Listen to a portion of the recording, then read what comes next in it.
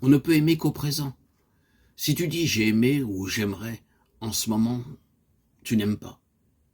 Dieu est absent de ton âme. Tu n'as que le présent pour aimer Dieu. Ce travail-là, dans ce monastère avec ces frères-là.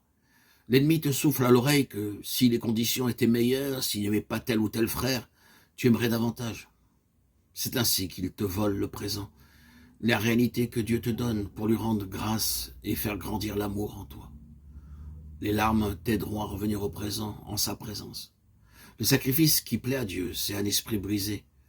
Dieu cherche tes larmes, il veut y mêler son eau vive. Après sa trahison, Jésus ne demande pas tes comptes à Pierre. Il dit simplement « M'aimes-tu » Si tu entends cette parole et si tu te souviens de tes péchés, la source des larmes jaillira en toi. Les larmes sont un don de Dieu pour purifier le cœur. Ce sont les eaux vivifiantes de l'humilité. Il ne faut pas les confondre avec les larmes qui viennent de notre sensibilité ou de la mauvaise tristesse selon le monde. Les gens du monde pleurent parce qu'on leur a volé telle ou telle chose périssable ou parce que leurs projets ne se réalisent pas. Le moine pleure parce qu'il a perdu l'Esprit Saint à cause de sa négligence et de son péché. Il pleure aussi parce qu'il voit combien le Seigneur aime les hommes et combien les hommes sont durs, malheureux et sans amour pour lui et le prochain. Il faut prier pour recevoir le don des larmes. Que Dieu nous délivre de la dureté du cœur, que l'humilité et l'amour du Christ changent nos yeux de pierre en fontaine d'eau vive. Ne pleure pas devant les hommes, mais dans le secret de ta cellule, verse des larmes pour tous ceux qui se sont confiés à ta prière. Dieu est Père, mais il n'y a pas plus mère que lui, disait un père de l'Église.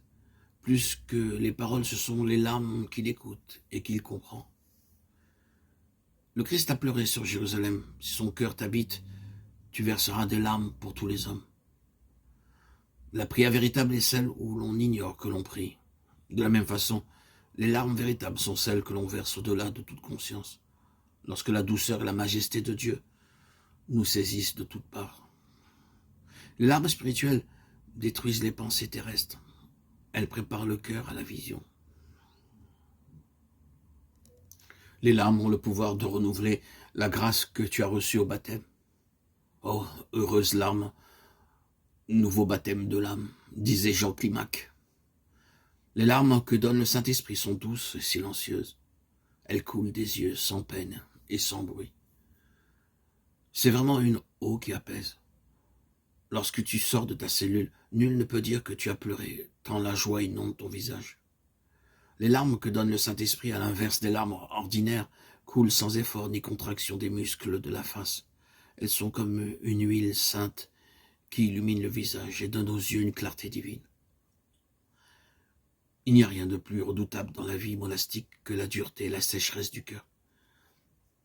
Aussi les moines demandent-ils à Dieu le don des larmes afin qu'il attendrisse leur cœur.